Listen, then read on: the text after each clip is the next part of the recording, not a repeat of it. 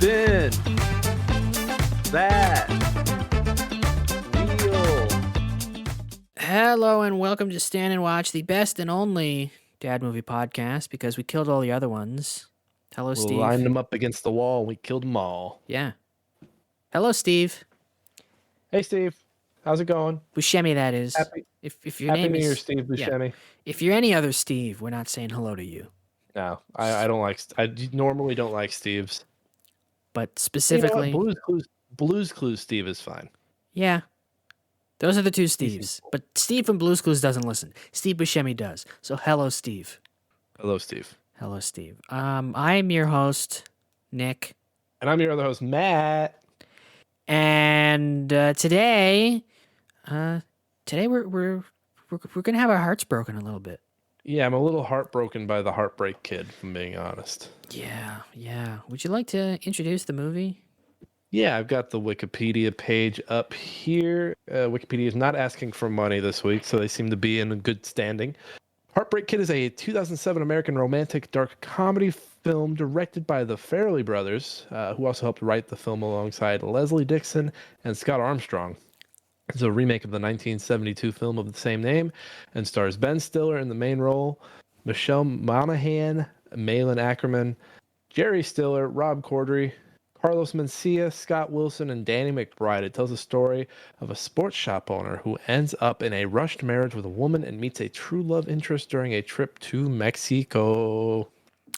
Yeah. Yeah, that's the movie, folks. That's it. It's the episode. We're out of here. Yeah. Good. See you next week.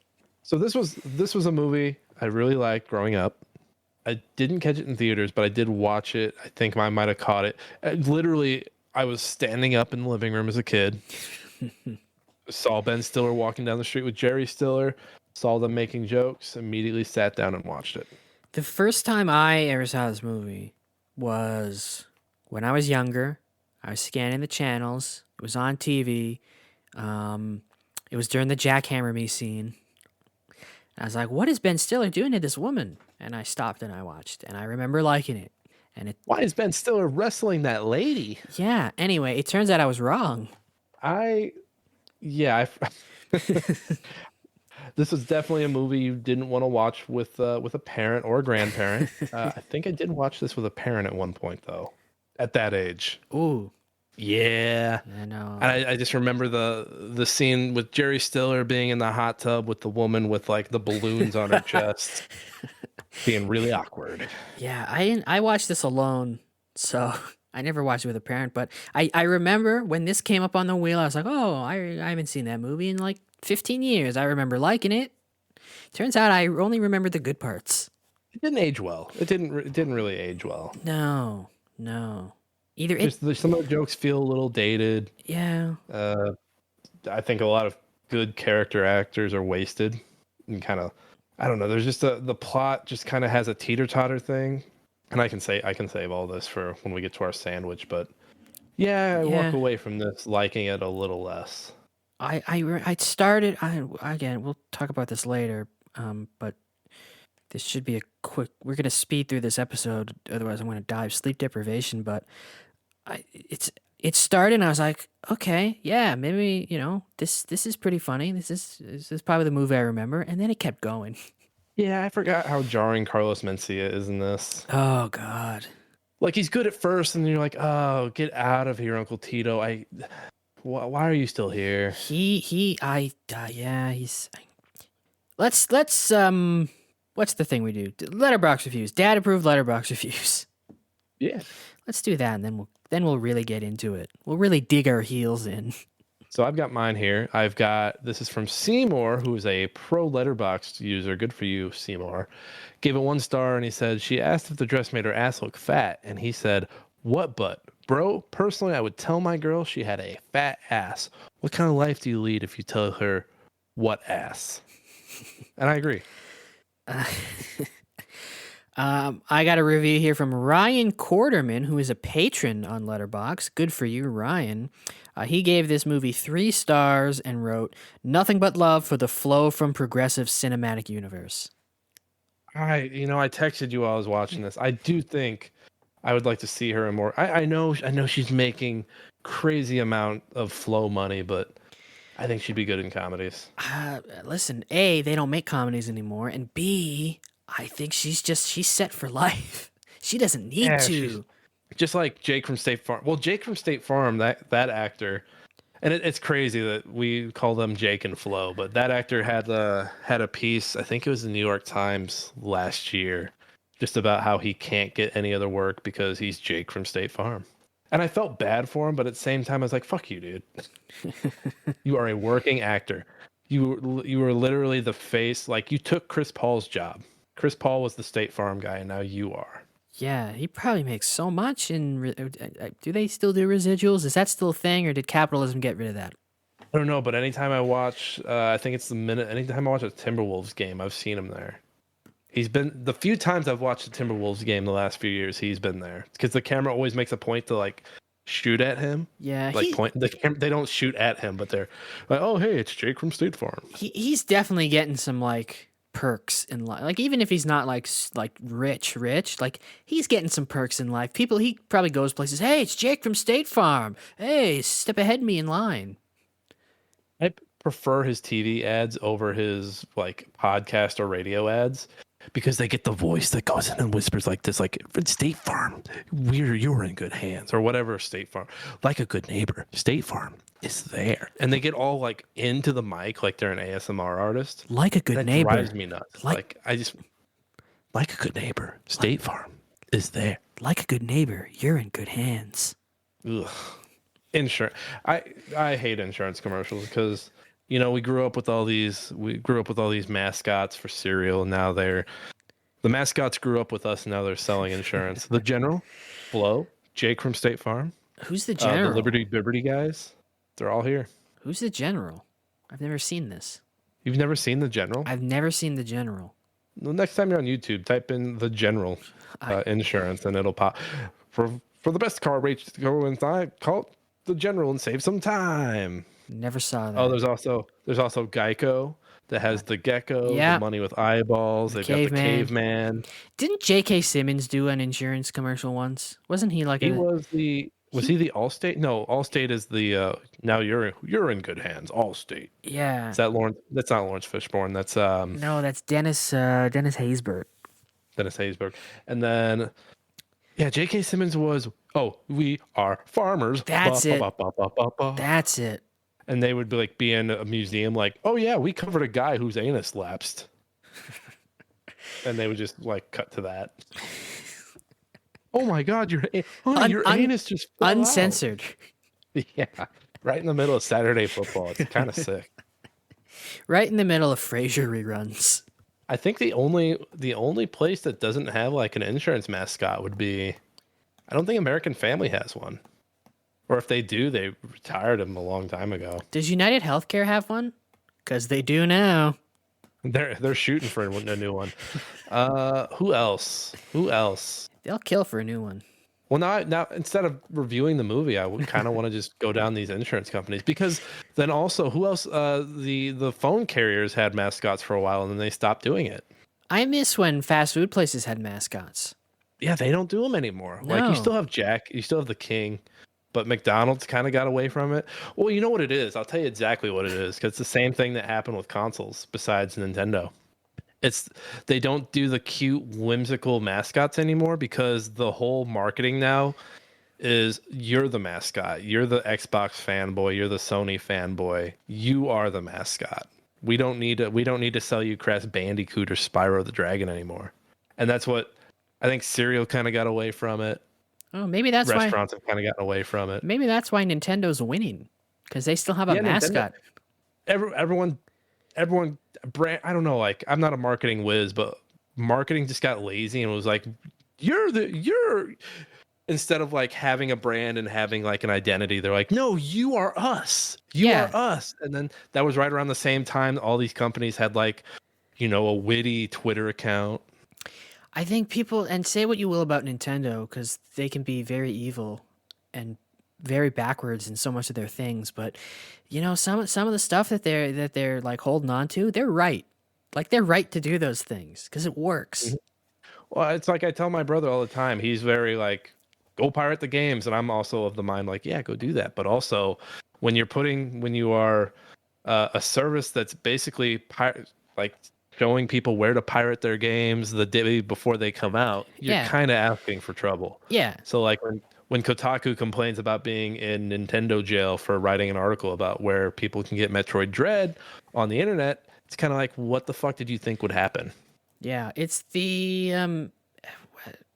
like all the logos now for everything are worse because there's no identity anymore. It's Yeah. just typeface. It's just plain typeface. Well, and that's why Nintendo stands out for as scummy as they can be sometimes. They stand out because they still put effort into their branding. Yeah, Disney, same thing with Disney, even though they're gobbling everything up and becoming more blobbious, is yeah, amorphous, whatever the word is. They still like you see a fucking Disney princess, you're like, yeah, that's yeah. it. Yeah, that's Disney. Like You see there's a fucking reason that there's Disney adults and there isn't like DreamWorks adults Mhm. because Well, what is DreamWorks branding? It's just nothing. It's just hey, there's a new DreamWorks movie out. Great. and they're both really careful about drip feeding their shit out. So like Nintendo did that game with Ubisoft. They also did that Zelda game with the Crypt of the Necrodancer people. Like, so they slowly drip it out. They don't fucking go whole horse, but they fucking drip it out. And same with Disney. Like Baymax is in fucking Fortnite. Yeah. Their branding is very important. Exactly. And everyone else is just like, you're our brand. You're part of the family. Yeah. And right around the same time, yep, that's when the Wendy's account got fucking saucy on Twitter. You also had all these corporations talking to their fucking employees like, here at Wendy's, we're family. It's like, no, we're not fucking family. Oh, You get 50-cent raise, and I've been here for 20 years. I love to now Fuck like you. Xbox's whole thing is you're part of the Xbox family. You're in the Xbox Yep. family. Like no, I own this console. I'm a customer. Now tell me why I didn't waste my money. It's like no, but you're part of the family. So you're telling me I wasted my money. Well, if you're part of the family, You're part of the I had a joke, but I lost it. you're part of the Xbox family, and that doesn't you're in the Xbox family whether you're on Xbox, PC, PlayStation, or Nintendo. It's like okay, so I wasted $500 on this Xbox. But Game Pass. Well, you know what? You guys are trying to put Game Pass in my fucking phone. So what do I need my Yeah, Xbox for? and it's like and Nintendo is like, hey, you want Mario? We'll give you one every 6 years only on Nintendo. Great. There's nothing wrong with that.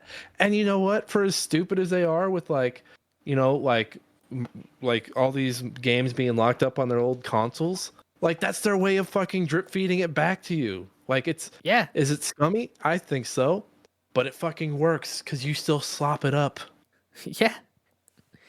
And look, I'll tell you this. I would rather take a Nintendo game that they're reselling to me at like $50 because if you the only other way to play it is on your fucking Wii U that doesn't work anymore, then PlayStation being like, hey, how about giving us $70 for another version of The Last of Us?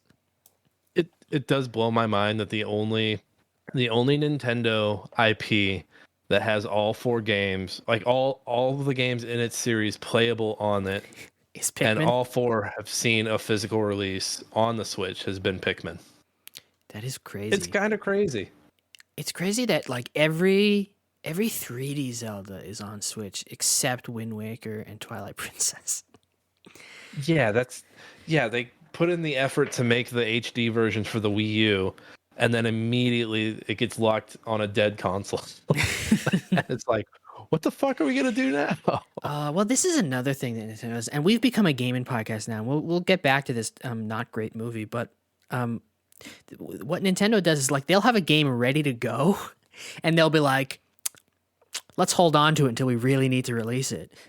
I like that. I do And like that. like it's irritating sometimes because you're like, just release it, right? I want it now. And like you'll hear like if you're online, you'll hear about like, oh yeah, they got it ready. And you'll every 3 weeks you'll hear leaks that it's coming soon, and it never does because they're holding on to it. But at the same time, there's a reason why Nintendo has like exclusive games that you can't get anywhere else, like that are good quality of their IP, pretty much at a good clip, like every couple months or so, and like Microsoft and Xbox have like one game every quarter at best. I do feel like Nintendo catches. It's unnecessary that Nintendo catches flack for shelving stuff because fucking the fucking movie studios do it all the fucking time. Craven was supposed to come out last summer, Well, they filmed and it in like they shelved it until now. they filmed it in like I think 2021, and then like I don't know why they shelved it. I know they did reshoots. They did like they did a lot of reshoots and ADR and adding shit. But they're also Nintendo's just also really fucking smart because yeah, I mean, you had the Ukraine-Russia conflict, and they're like, "All right, we're not putting out Advance Wars. Yeah, like We'll get back to you when things settle down." And they waited like a year and a half before they're like, "All right, we seem not to be too mad about the conflict anymore, so here you go." and the thing is like they can do that because they'll have like another game, be like, oh, we'll release this one instead, or like, oh, well, you know what, we already got two games coming out that month anyway. We're fine. It's like okay, great. So that like you always have Nintendo games coming out. Meanwhile, like my PlayStation's collecting dust because I'm just like, what game is coming out that I can't get anywhere else? Not much. Honestly, 10 years from now, everyone will be playing everything either on their Steam Deck 2 or on their Nintendo Switch 2 because Nintendo will take another 10 years to announce a 3. Anyway, let's talk about a movie. This is a movie podcast. That was good game talk though. That was good game talk. We're padding out this movie. We're Yeah. padding it out, just Yeah. like the movie pads itself out. Yes. Not yeah. This if it wasn't for that game talk, this would be a 30-minute episode. Yes, very much so. All right, let's get into it. Let's get into this. Our criticism sandwich. Start with our likes, then we get into our dislikes, then more likes. I only have 2 likes, so I'll go first, and you can rattle. You can sprinkle yours in around mine. I think Jerry Stiller is a fucking gem in this movie. Sure, he's a disgusting womanizer, but I mean, it's just you get Jerry Stiller in there, and you just, all right, Jerry, here are the lines, and he just gives you that fucking character. I think And I miss him. Yeah, I think barring Carlos Mencia, I think the whole cast is good in this. Yeah, Um, I love Mac, who is that is Corduroy. Yeah, Yeah. Rob Corduroy, and his wife, played by Lauren Bowles. I think her name was Tammy. Yeah, there it is, Tammy. And just him giving this advice and be like, "You gotta, man, f the bitches, man." And then like his wife walks in and he's completely whipped. yeah. His Yeah. his ringtone for is the Wicked Witch of the West. I was like, yeah, But just he just completely flips. I don't- Completely flips anytime she's in the room. I like when he's like yeah, you just give them what they want. That's why I'm growing out my bangs. It's so bad. Yeah, the whole cast is good, even when they're not used properly, and even when they're just having to not do that much. It's a good cast. They're doing the best they can. Just a lot of good character actor. Like I like Ben Stiller, and I like his acting. I don't like his character. Yeah, his character's a But piece of shit. everyone around him is just fucking. I mean, you've got Danny McBride. I think this is the first movie I ever saw Danny McBride in. By the way, Ooh, I'm sure he did some stuff before this. Yeah, he was in. This is like his 5th movie. Oh, he was in Superbad. He was uncredited. Buddy, he was at the party in Superbad. Cool. He was also in Hot Rod, The Foot Fist Way. Yeah, it's the first thing everyone talks about with him. But yeah, Heartbreak Kid was the first time I ever saw Danny McBride in anything, and he's great in this. he is. Hey, Miranda, we're playing Parcheesi. Very, very quotable movie. I think this movie is more quotable than The Hangover. I mean, is that It's up there. It's close. It's neck and neck is that a high bar though? for The Hangover. Yeah. Man, if you asked me back in high school, I would have said yeah. I can't remember a single line from The Hangover. There are Skittles in there Nope. when they're destroying his purse. Nope. It's a lot of problematic dialogue. It's Ken Jeong getting out of the car naked and saying, "Hello, gay boys." Oh yeah. I don't think The Hangover's that quotable. It's Mike Tyson talking about his friend Omar with the tiger, and they're like, "Oh, well, where's Omar?" And they're like, "Don't worry about Omar. Rest in peace." I think the funniest thing in The Hangover is just little baby Carlos. Little baby, not at the table, Carlos. Not at the table. What Yeah, do tigers dream of when they take a little tiger snoop? Yeah, so there's that. I don't know. I don't. Well, I don't know. I don't find The Hangover that quotable. it was back into like this in high school. So this was high school for me. That was 2008. Yeah. There's who's the hot one in Hangover? Is that Bradley Yeah, Bradley Cooper? Cooper. Bradley Cooper pulling up, paging Dr. Effler, paging Dr. Effler. Yeah, there were kids yelling that at each other in the hall. Oh God. It was, we're talking almost 20 years ago. It was different times, everybody, to our younger listeners. What else? I think that's it. But I do like this movie. This movie is very quotable. You've got from Lila's character, Jackhammer me, Yeah. Jackhammer me, and then later, cock me, Eddie, cock me. You're doing it wrong. Fuck me like a black guy, Eddie. Fuck me like a black guy, Eddie. You're Eddie. doing it wrong. Then And then it cuts to him rocking himself to sleep. Doc. Yeah, Jerry Stiller. When he's trying to talk himself out of marrying Lila, Jerry, and it's not. I don't agree with the character, so please don't come at me. But he's like funny's a man gene. Why do you think all the funny women are mannish? And he names off Rosie O'Donnell. I think he calls her Ellie DeGeneres. He doesn't even call her Ellen. I didn't pick up on that. And then what is it? I think Rob Corddry's character Max says something about really being into Ellen DeGeneres and how much he likes her ass. Yes, he does. He's like, she's got a great butt. I really like Michelle Monaghan in this. Very believable field hockey coach at Ole Miss, or was it lacrosse coach? I forget which sport it was. I think it was lacrosse. Yes, and just like the whole family dynamic she has with all of them. That's I think Danny McBride is her cousin. Her cousin. Yeah, they're all her cousins. So and Bo is Bew Bew. Danny McBride's dad? Because I was trying to figure that out as I watched that. Because like this family tree is all kinds of funky. I don't know. Yeah, it's Scott Wilson, Miranda's uncle, and Martin and Buzz's dad. Yeah, okay, there it is. Hang on, was Bew even?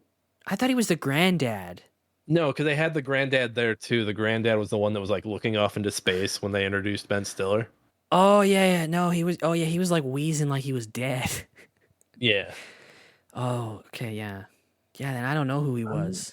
There's another scene where Ben Stiller first meets all of them, and they're like creating stories, and then Ben Stiller makes a joke about I think they're talking about virginity. He's like, yeah, the mean kids at baseball took mine on first base. He makes a joke about being and he's like, nobody laughs. He's like, I was making a joke, and they're all like, about being anally raped. Yeah, I think it's is it Martin's wife or it's it's Martin's wife, Amy Sloan. That's like, he's like, I was making a joke. She's like, about anal rape. She has like that southern drawl to it that cracks me up every time. Yeah, everyone like just a lot of good character act around these main characters who like aren't the most likable people. What is Flo's name? I just want to put some respect on her name. I think that's Stephanie Courtney, right? Yes. I'm gonna click on her. It's gonna be Flo. It is. Oh no, my mouse died. I'm almost positive that's her. Yeah, put some respect on Stephanie's name. She's more than just Flo. Well, she used to be. No, she I've seen her in some other stuff. It's out there. Since Flo? Yeah, she's been in some movies. But like, I mean, don't get me wrong. She's not gonna put the bag at risk. She's been in movies post Flo. I didn't know that. I think so. Yeah. When did she become Flo? Because apparently, according to her filmography, she was in 5 episodes of Mad Men. Yeah, she was one of the phone switchers.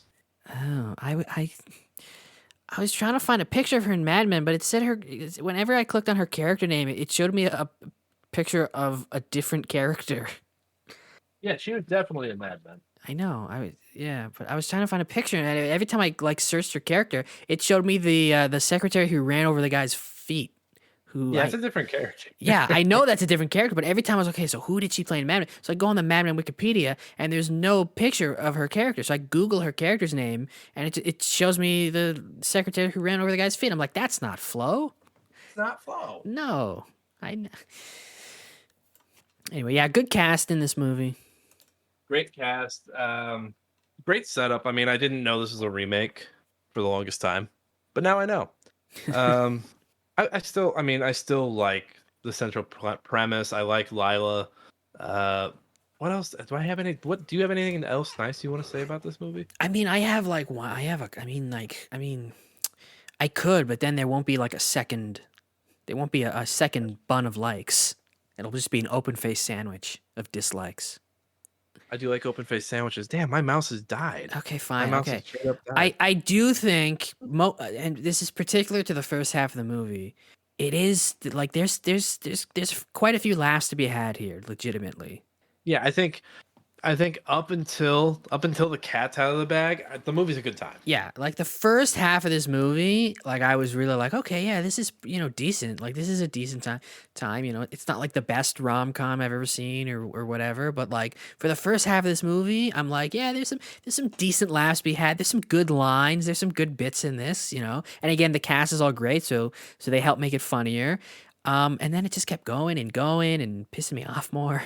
Yeah, once like once the bush comes out and we start peeing on each other, I was like, all right, we can get out of here. You can start wrapping this up. Yeah, Let's get into. It sounds like we're ready to get into the bad. I am. I'm ready to get into the bad, and I'm gonna start off right away. Go off, King. Just with Carlos Mencia setting his people back decades. I mean, it was. I think it was doomed on the outing. Doomed from the start, being named Uncle Tito. Uncle Tito is like good for like his first scene, and then they just keep bringing in Uncle Tito. Like it's a good bit when he brings him the porn, and then Carlos Mencia is like, "You're porn, Mr. Eddie." Yeah. It's like, yeah, that's hilarious. That's hilarious that he fucked Eddie over like that. Yeah, like that's funny, but then like he keeps showing up, and he's got his ridiculous hair and his stupid fake mustache and his like over the top yeah, and his over the top stereotypical Mexican accent, and he's just there, and then all of a sudden he's putting his penis in Lila's hand, and that goes nowhere. And he's just like doing like that. I remember even as a kid, I was like, wow, that came out of nowhere that he did that. yeah, and it's just like he's just there to like be like a Mexican stereotype and do a funny accent, and it's like, get out of here, man.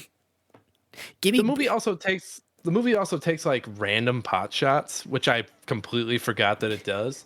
When he's trying to talk, when Eddie is trying to talk Lila out of going to dinner with them, or he's telling her like what he did, why he was gone for 7 hours golfing, and he's like, "Oh, we got caught behind a Korean couple."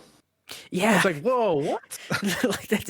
Yeah, I didn't know that was a stereotype. I didn't know Korean couples were slow at golf. that's such a yeah. It's so hard. Like you could have said any like why Korean couple? What does that mean? I didn't know. I didn't know Koreans were slow golfers. Like it's so weird, and it's like yeah, like why is there so much Carlos Mencia? And it's like you have Jerry Stiller. Give me more of him.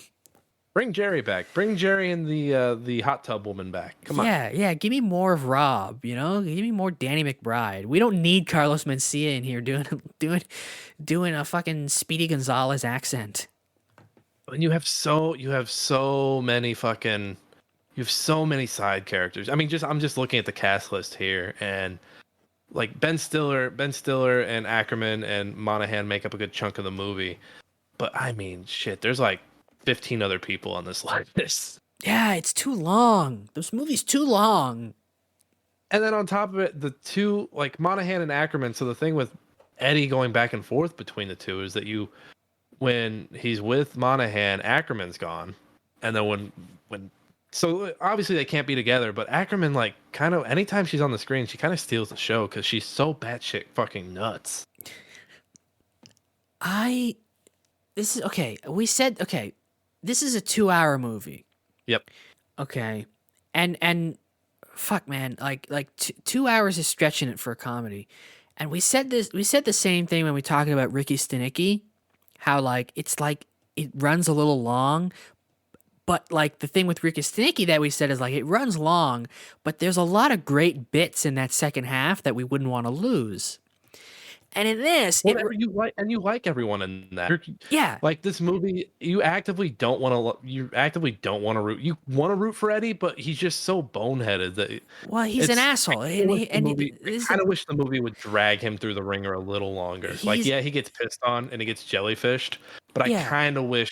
I kind of wish he got fucked over a little more. Well, this is a thing that it's a problem I have that I'll get into later. But it's like, yeah, so like Ricky Stenicki, it runs long, and you're like, oh, it could probably be a little shorter.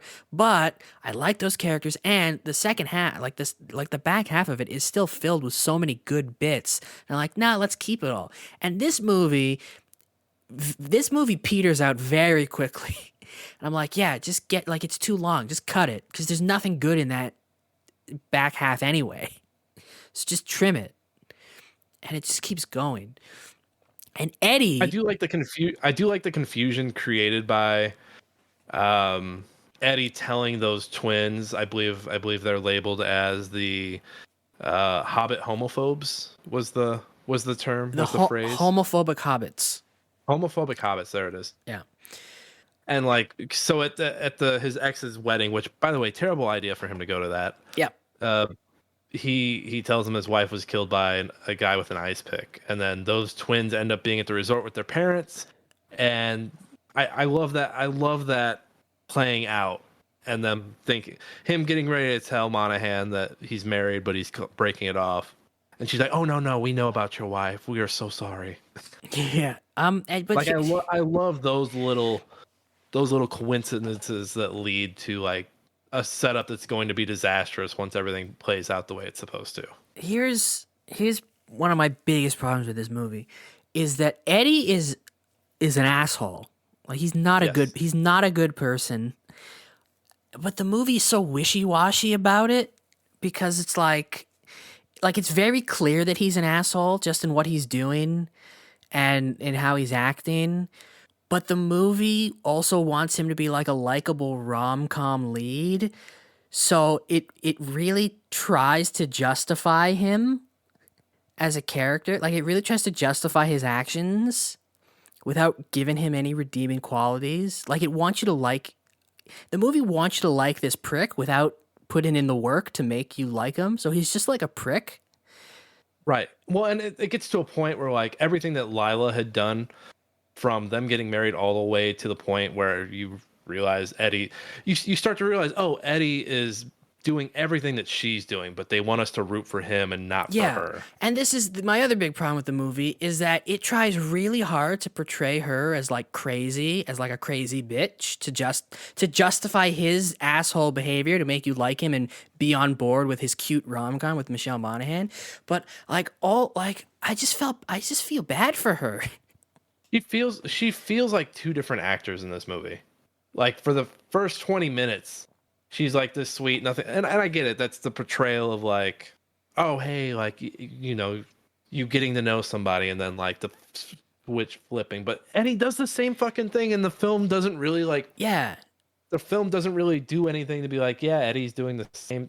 It's like, no, like Eddie is doing the same thing as her, but it's justified, and you're like, no, it's not. It's like he's a prick because of what he's doing, and the movie kind of wants you to be like, oh, look how cute him and Michelle Monaghan are.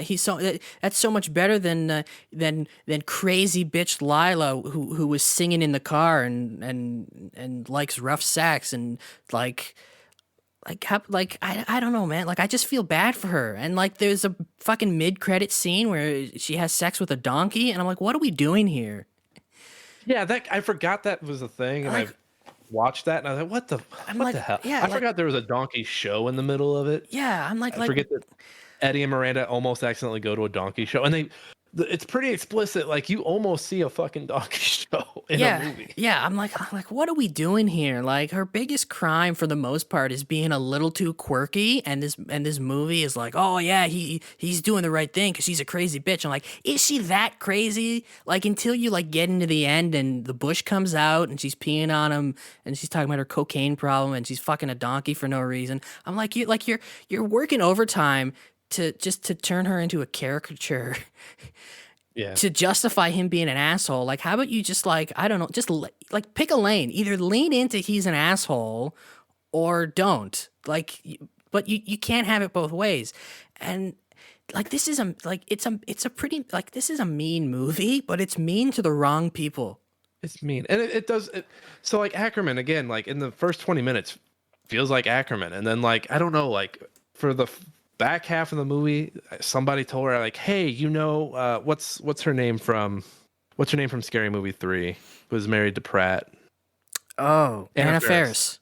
Someone told her like, hey, you just need for the rest of this movie, we need you to do your best Anna Faris, because I remember when I was going back into this movie, I was like, Anna Faris is in this, right? No, it's fucking Malin Ackerman.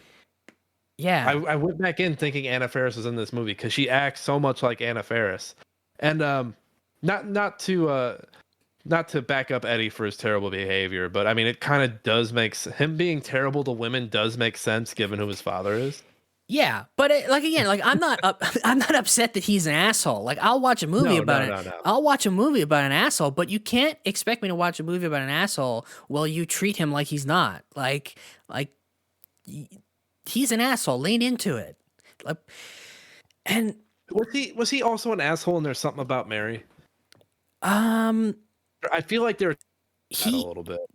he was a bit of a creep. He was a bit of a weird creep in There's Something About Mary because he hired a private investigator to find this old girlfriend. But Matt Dillon was the asshole in that movie.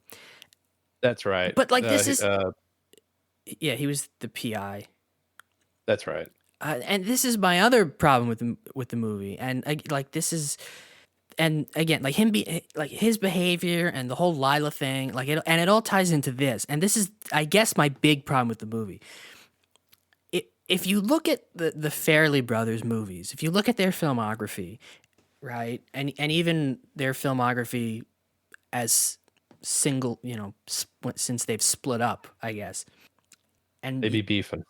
yeah, and again, we watched Ricky Stenicki, and like in that movie, like those guys, they're not great guys either, right? But you can see the key ingredient to like a good Farrelly Brothers movie. Like you look at their whole filmography, is that like deep within all the shenanigans and buffoonery and outlandishness and terrible behavior, they all have heart.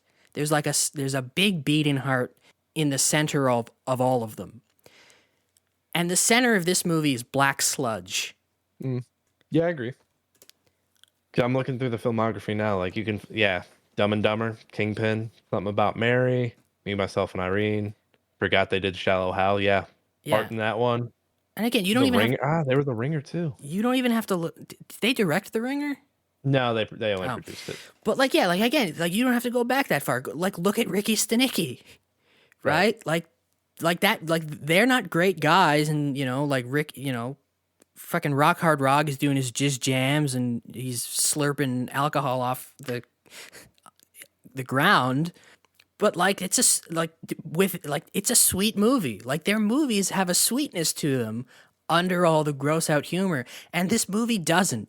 It's a mean movie, and it's not mean to the proper characters. It's just like here's this asshole, and we're gonna justify him, and just he's gonna be the rom-com lead, and he's gonna be a likable rom-com lead. It's like, no, like if you're gonna make a movie about a prick doing prick things, you gotta lean into the fact that he's a prick. Man, the tens were not kind to the Farrelly Brothers. The 2010s. I mean, I'm sorry, I'm looking at their filmography here. 2011 Hall Pass, that one's fine. That one's got heart. All right. 2012 The Three Stooges. Yeah. 2013 Movie 43. This was Peter by himself. Ooh. 2014 Dumb and Dumber 2. I like Dumb and Dumber 2. Yeah. All right. Yeah, it's fine. And then they ended the 10s with Green Book, Peter by himself, which crazy. In 5-year span, Peter won a Razzie for Worst Picture, and then turned around and won the Academy Award for Best Picture. Which one did Stenicki? Peter. Oh, has Bobby done anything on his own? Bobby did Champions, and then your favorite holiday movie of the year so far, Dear Santa. Oh, Bobby was Dear Santa? Bobby directed it. Peter wrote it, so never mind. Oh. Bobby seems to only be directing at this point. Okay. Which was just Champions. I haven't seen it, but I hear Champions is good actually. Which one is that? I don't even know. It's, Woody Harrelson. That's Woody Harrelson. I thought that was Bill Burr for a minute. Yeah, he coaches like a special needs basketball team, I think. Oh, so it was them. It was them returning to the Ringer, basically. Yeah, but They're like, hey, we produced the Ringer. Let's do this one. right, but like if you look at that filmography, like most of those movies, like those are like they're sweet. There's a sweetness to all of them, and there's no sweetness here. It's just nothing. It's just, ugh. Oh, they also speak. We spoke about Seinfeld earlier. They also co-wrote the Virgin episode of Seinfeld. That's a good episode. It's a very good episode. Yeah. So yeah, like, it's just, it's, I don't know. It's missing. It's missing the thing they do best, and that's probably why it's not great. Well, you can also cut the last 20 minutes of the movie, like Yeah. Eddie crossing the border, like trying to cross the border over, like again, unlikable guy, and now you're having me root for him to get across the border. You even have you even have migrants rooting him on Yeah. as he tries to cross, and then he rightfully gets his ass kicked as he gets on that train. So I love that portion because it's playing. I forget what the song. I forget what the needle drop is. But as he's hopping on the train, you think, oh, he's going to make it. And then he just gets fucking jumped and tossed off the train. It's beautiful. Yeah. Yeah, the back half is not without its merits, but it's so much weaker than the first half. Yeah, like what? Yeah, once they leave the resort, I'm just like, all right, can we please get to the end? Can we please go? Like this back half is why this movie is so long. Like, please, please, please get him to Mississippi so we don't have to watch anymore. Do you have anything else to say about this movie? On the positive side, I do like that. I mean, they stay true to the character, and he's remarried after him and Monahan reconnect. To Eva fucking Longoria, by the way. Yeah. Like, just stay with Eva Longoria. Yeah. Just stay with Eva Longoria. Yeah. You could have stayed with Malin Ackerman and been fine. Stay with Eva. I do think the like when he lies to Eva Longoria about who Michelle Monaghan was, and then he's just like, fuck me. I do think that's a nice button. Yeah. Well, and I forgot how big of a time hop it was. 'Cause I remember as a kid thinking like, wow, that was really fast. Because 18 months, when you're 18 months feels like a snap of a finger. And when you're a little older, you're like, God damn, he's been down there for 2 years now. You're like, of course he would get remarried. He's that kind of guy. He would fall in love with somebody. And I do love this movie's like through line of like taking risk. Like I know you have something about that baseball scene later on when we get to our IMDb stuff, but you have the scene of Ben Stiller wanting the kid to take the walk, to not swing at the first pitch and like try to be walked, and then Jerry Stiller's like, no, you want to hit a home run, you swing away. And I do like that in that scene you kind of have the way those two operate in life. I like when Jerry Stiller's telling him on the phone, listen, when you're on your honeymoon and your bride tells you to cock her, you cock her. You cock her. I want him to be like, when your wife on your honeymoon tells you to fuck her like a black guy, you fuck her like a black guy. God, I can't.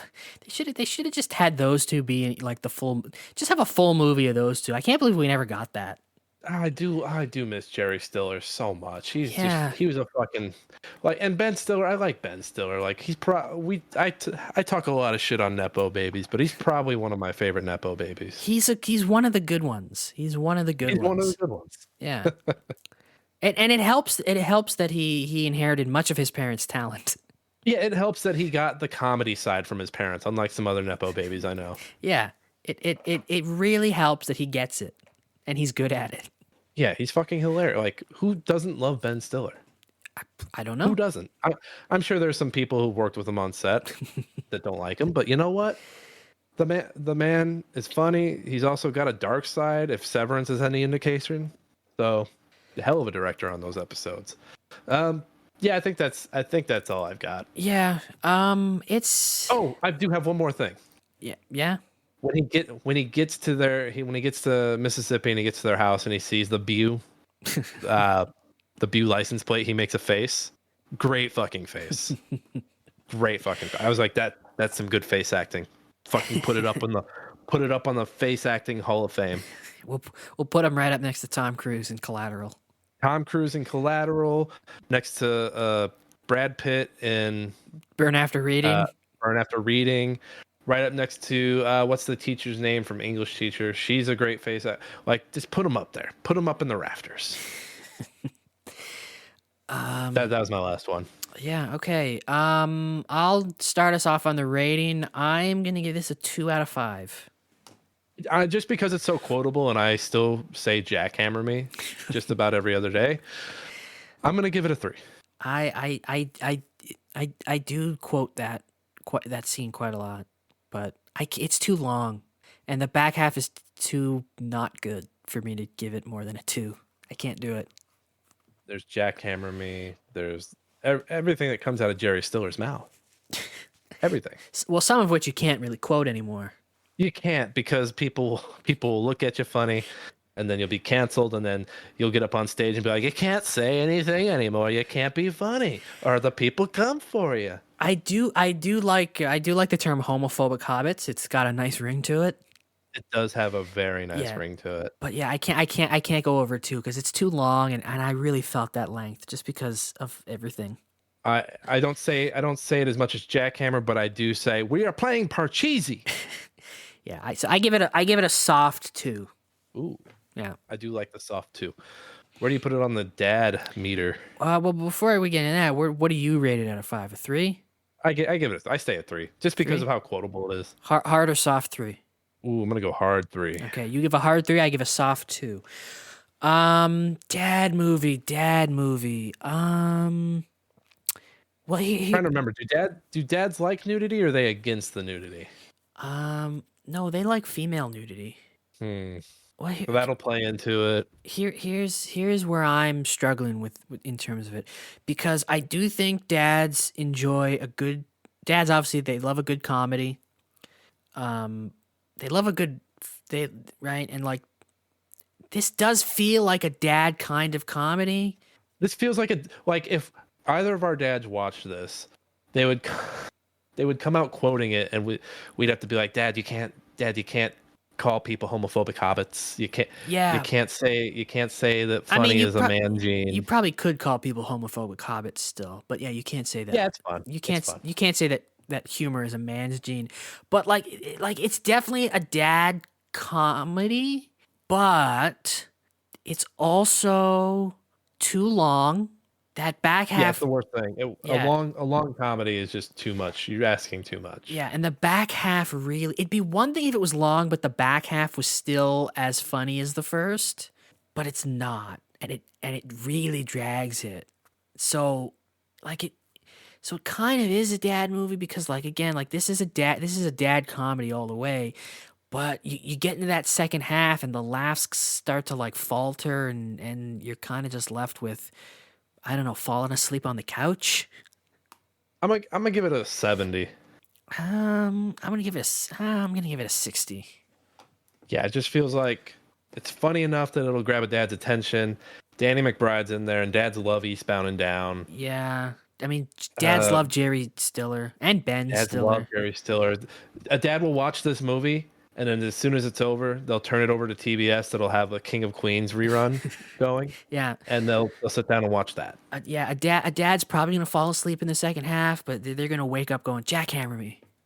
Jackhammer me. Jackhammer me. Monahan and Ackerman are also pluses on the dad's side. Yeah, both amazing. Both look amazing. Yeah, little female nudity in there. Let's round this out. We'll give it a soft 65%.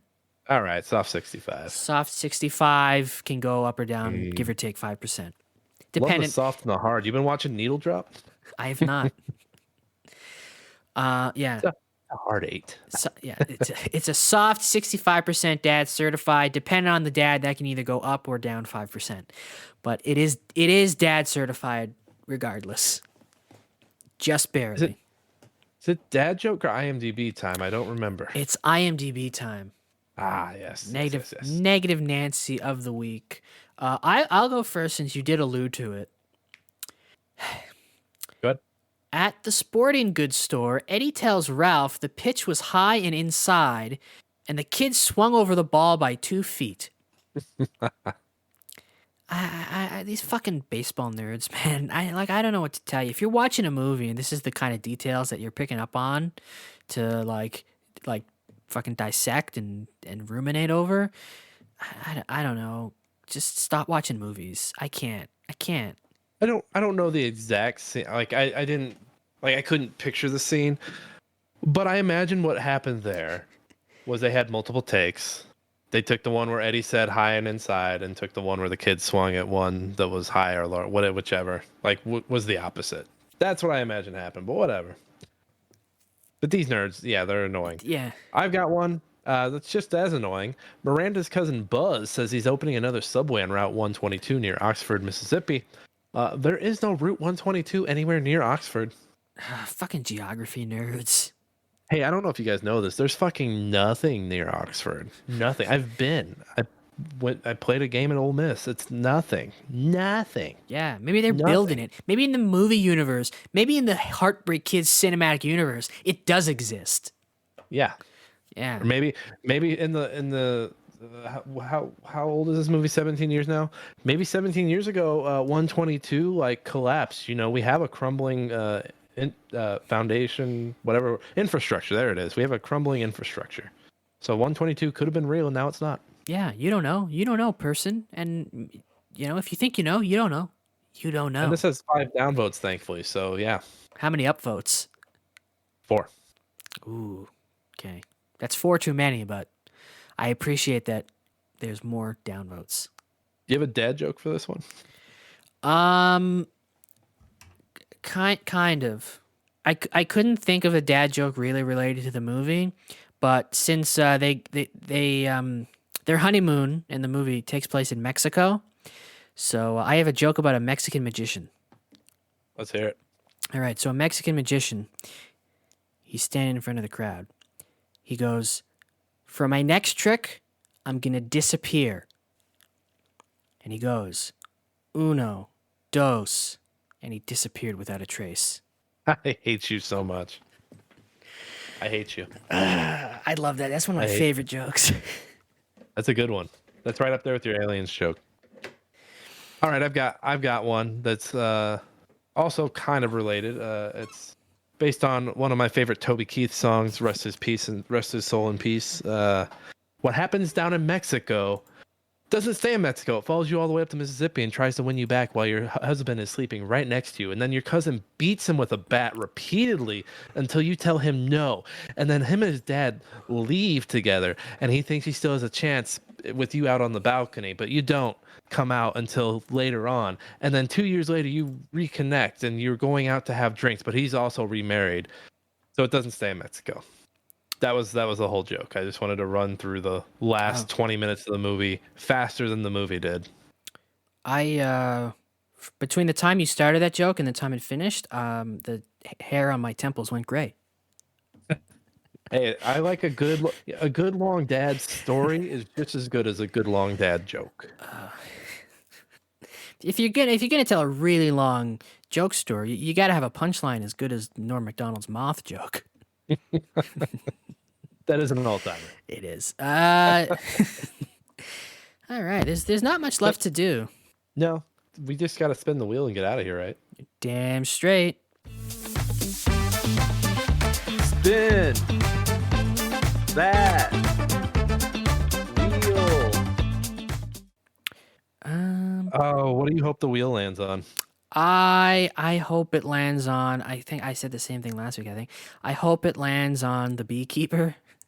Yeah, I kind of want the beekeeper too. Let's see what happens here. Because I'm very excited for you to see the beekeeper. If it lands on Megalopolis, I'm quitting the show. It's gonna land on Megalopolis eventually. Wouldn't you want to get it out of the way? It's either, you know what? The worst thing that could happen right now is Megalopolis or the double feature. Why? But it's your double feature. But it's a great double feature. It is, but why? So why is that the worst thing? It's because a little more prep. Yeah. All right. I wouldn't be opposed to the equalizer because my YouTube algorithm is still feeding me clips, and it's giving me. I wouldn't be against the nice guys either. Yeah, I wouldn't be against. You know, there's a lot that I wouldn't be against if it landed on. I think well, you know what sucked about the Heartbreak Kid? Hard to find. Yeah. Yeah, I had to rent this movie. Maybe that's why I'm a little more sour on it than you. I had to buy the HD DVD. Oh, you actually bought it? I bought the HD DVD, pulled out the Xbox 360 and the HD DVD drive. How much was it? How quickly did it get shipped to you? That was a $3 HD DVD. Oh, I rented this for $5. You could have had the HD DVD for $3. I was surprised how cheap it was. I was like, wow. When did it ship to you? Next day shipping? Yeah. Wow. Which I'm surprised. We're recording during the holidays. Yeah, that's crazy. All right. Do you want to see my wheel spin? The listeners can't see it, but do you want to see it? Yes, I would love to see the wheel. All right. Here's a little backstage jargon for everybody. I'm sharing my screen to Nick so he can see my wheel. Oh boy. I get to watch. My eyes get to watch it now.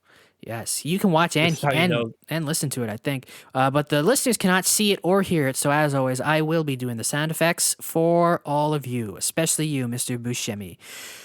And Hi, Steve.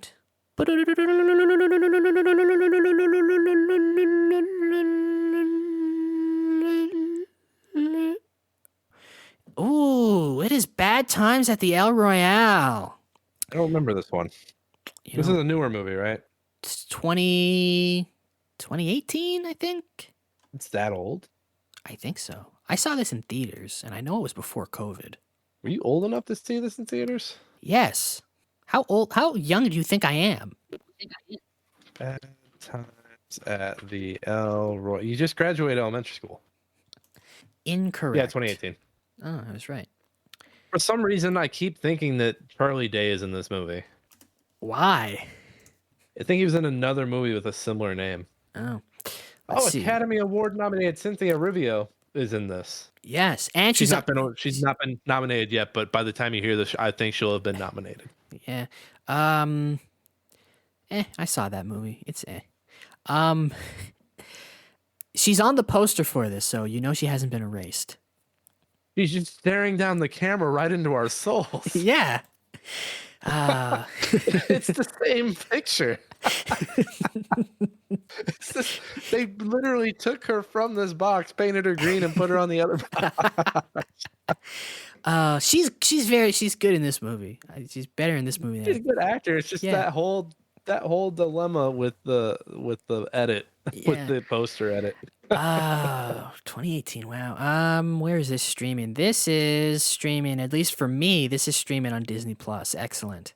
Oh no, I don't see it anywhere on here. Oh no. Nope, I have to make another purchase. Oh no. For the second movie in a row. Can't you just get a VPN? Use Canadian Disney Plus. Hey. You're asking a lot. Like, not even on Pluto, man. Really? It's not anywhere there? Folks, get your physical media. The end of times are coming. I actually I do have the 4K of this also. Ship it to me, please. Only if you promise to ship it back. Yeah. No, we won't have a postal service by the time I would ship it back. So yeah, so Are my times at the El Royale going to be just as bad as my times with the Heartbreak Kid? I enjoy this movie. I don't want to hype it up in case you don't like it, but I do enjoy this movie. No, I want you to feel how I felt with It Follows. I want you to really hype up a movie and for me to be disappointed. That's why I'm never gonna super hype up a movie, even if I like it, because I never know. You might hate it, and I might not like it as much as I remember. But we're gonna find that movie. We're gonna find that movie, and you're gonna be like, dude, this is the greatest fucking movie you've ever fucking seen. And then I'm gonna watch it and be like, Matt's taste is atrocious. Hey, maybe you're gonna hate The Beekeeper, and you're gonna be like, what the fuck kind of movies is Matt making me watch? I don't know. The internet has really sold me on the first 10 minutes of that movie. Oh, it's great. But we'll get to it eventually. But no, Bad Time, it's good. Great cast. Written and directed by Drew Goddard. I forget both ways. Goddard. You know what's gonna happen? Beekeeper's gonna be the last movie we get on this wheel. I hope not. You know, it'd be a great way to end. It's a good season ender. I mean, I'm not trying to put that out into the world, but it could happen. It could happen. Oh, Google Google has Goddard connected to the Sinister Six movie that's not happening anymore, and it pops up on Google. Is he still connected? He's not still connected to that. Sinister Six. Yeah. Oh Still, God. his name still pops up with it. Poor guy. Well, But they unlike also have Michael Keaton. I don't think Google knows anymore anything. I don't think Google no, knows shit anymore. Google doesn't know anything. Anyway, I enjoy this movie. Hopefully you will too. We'll see if I can get a copy of it. Maybe they'll have it on HD DVD. Maybe. I still think that format should have won Really? because I like the red box better than the blue box. That's it. That's the only. That's the only. That's thing the I only like reason. better about it. What about the black box of 4K? Not a fan? It's more aesthetically pleasing. You know what it is? It's because you remember when Lord of the Rings came out on DVD and they had that set that like, I think it was Fellowship was red. No, Fellowship was green. Two Towers was red, and then Return of the King was blue. And they were like they kind of had like a little mistiness to them. I don't know. I always liked the red box the best. I never had the Lord of the Rings DVDs. I had a friend who had the extended editions, and those DVDs were like the cases were like designed like books. That was pretty cool. It just sounds like so many discs. Like it sounds like if you dropped an extended cut of a Lord of the Rings movie on your foot, you would have a broken foot. Well, each extended version is on 2 discs. Oh, just 2? Yeah, but like even now, even the Blu-rays are on 2 discs, the 4Ks are on 2 discs. Like they can't get those things onto 1 disc. They're huge. They're fucking huge. Yeah, they're great though. We should do And those they one aged day. they aged way better. Aged way better than the fucking Hobbit movies, which fucking broke Peter Jackson. I've only seen the first Hobbit movie. I have no interest in seeing the other 2. Exactly. Him neither. He had no interest in directing the last 2. To me, Lord of the Rings is like the perfect trilogy. I have no interest in finishing the Hobbit trilogy. One's enough. You don't have to. But you know what? There's going to be some sick fucks 10 years from now. It's just going to be just like the prequel stuff. Like everyone's, but you know what? These aren't that bad. There's going to be some the contrarian opinion is going to become the popular opinion, and it's going to be gross. I don't know, man. I don't think so. Because listen, I didn't watch any Star Wars movies until I was like 20, and I don't hate the prequels. I hate 2 actually. That's not true. They're so boring. No, Attack of the Clones is boring. The other 2 are fine. Revenge of the Sith is first one. Revenge of the Sith is good. Revenge of the Sith is like legit good. Okay, maybe I haven't seen Revenge of the Sith since 2006, so maybe I'm past due for a rewatch. As someone who has no nostalgic connection to any of these movies, Revenge of the Sith is legit good. Attack of the Clones is boring nonsense. And Phantom Menace is a mixed bag, but overall pretty okay. Phantom Menace is carried by the last fight and the pod racing. Yeah, pod racing is sweet. Like Phantom Menace is a mixed bag, but overall it's fine. It's a fine movie. Like it's fine. Like it's not bad. Attack of the Clones is boring. Revenge of the Sith, legit, like really good. Begun the Clone Wars have. It's actually a pretty good Yoda for me. That's how you know I'm tired. Oh fuck! It's 2:30 in the morning for me. So this podcast is over. Go follow us on social media. We're only on. You'll break our hearts if you don't. We're only on Blue Sky. We killed our Twitter. I mean I didn't delete anything, but I uninstalled Twitter. Yeah, nothing's going on over there. It's just it's a lot of blue checks, like licking Elon boots. Yeah, I uninstalled it. There's nobody I need to there's nobody on Twitter who's not on Blue Sky for me. So like I don't care. So I uninstalled it. Me and you stopped DMing there, so I was like I don't need it anymore. You can DM anywhere now. Yeah.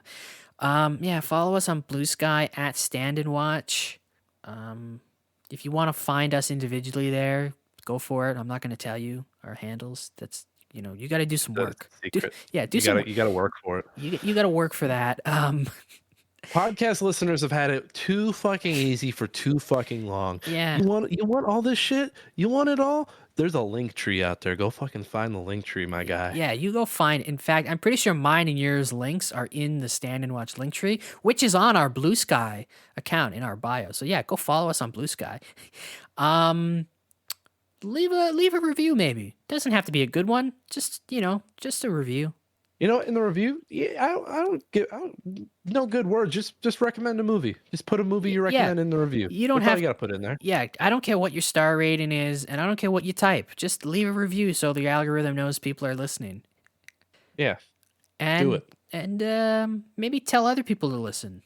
Word of mouth, motherfucker. Yeah.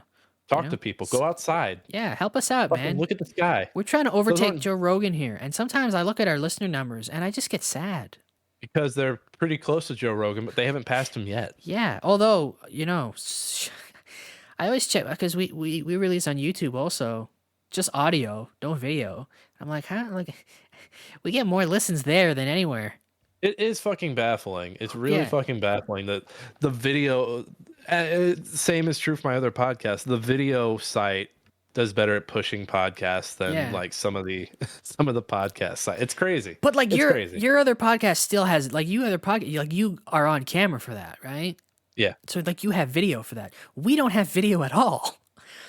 True. It's True. like You ours just have is to assume. ours You is have to just assume what we audio. look like. Yeah, ours is just audio, and yet YouTube is where we do the best. Better than Spotify, better than Apple. What are you sickos doing? Come on. Where are you Spotify and Apple listeners? Get on it. Come on. You gotta show up these you gotta show up these YouTube people. I don't blame them. I blame the algorithm. The algorithm's fault. Yeah. But- you know how you But can you guys got to pick up the slack where the Yeah. algorithm is missing. Yeah. Tom Cruise is also against the algorithm. So that tells you all you need to know. So forget about the algorithm. Just pester everybody you know to listen to this show. And look, you're in good company. Steve Buscemi listens to the show. Yeah. Matt's here, and Matt's on that famous list, Tom Cruise's famous list of people that get his coconut cake at the end of the year. It's true. It's delicious. I can't do coconut on cake, so that sounds disgusting. Listen, I'm not a fan of coconut. Not the taste, the consistency. But I make an exception just for this cake because it's incredible. I think coconuts make better bras than cakes, but okay. Well, everything makes a better bra than it does in anything else. But it does sound good. I've read the recipe, and I'm like, God damn, that. Have you seen what it looks like? Yeah, it looks like it looks rich. Like I gained 10 pounds just looking at it. Yeah. Let me get the proper name. Tom Cruise cake. Do you think that he himself also eats this coconut cake? I don't know. It doesn't look like he's eaten anything in years. Tom Cruise gives Mindy Kaling his annual Christmas coconut cake. Why? What did she do to deserve I don't know. Why does He she? must have really liked. He liked Velma. He really liked Velma. Why does she get a coconut Oh, it's cake? a bundt cake. Okay. Why does she get a coconut cake I and don't know. Miles Teller just gets a card? Let me see what it's. Have they worked on anything? I don't think so. The actress and writer loves being on the Top Gun actors gift list at the holidays. Mindy Kaling's Christmas just got a little sweeter thanks to Tom Cruise. The 45-year-old actress, I didn't know she was 45, shared a photo of Cruise's signature Christmas coconut cake gift for the holidays, abbreviating the phrase, "If you know, you know." Oh, God. Her caption read LYKYK, alongside cake eyes and tongue emojis. Cruise, 62, is known for gifting many fellow A-list celebrities coconut cakes during this Christmas season. On Friday, December 13th, Glenn Powell revealed that he had received his hand. We knew that one was coming. Yes. The Cruise cake has arrived. The Twister star wrote Powell, who starred in Why did Mindy Kaling get the cake, though? I don't know. That's such a high honor. I feel like if I was a celebrity, I would want that cake more than an Oscar. It doesn't say why Mindy got it.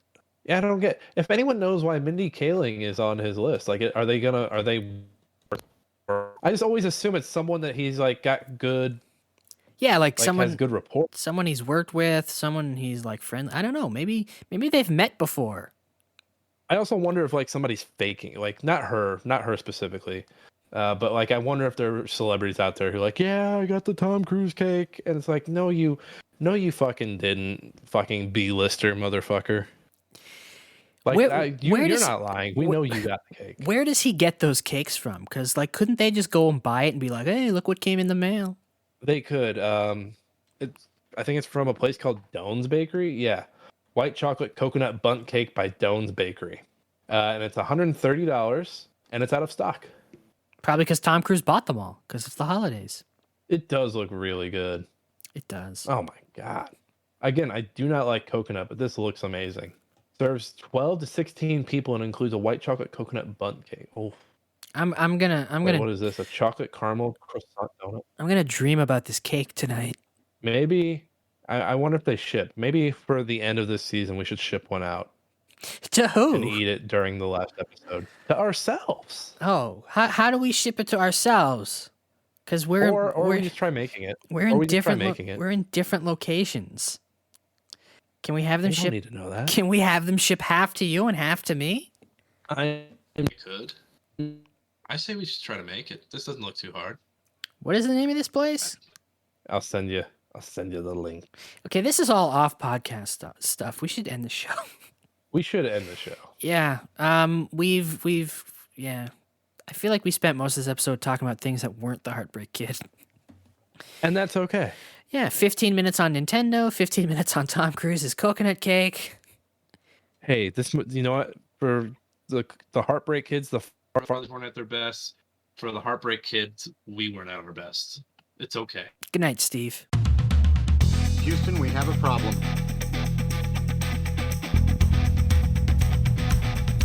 Give me all you got! But what I do have are a very particular set of skills. Give me back my son!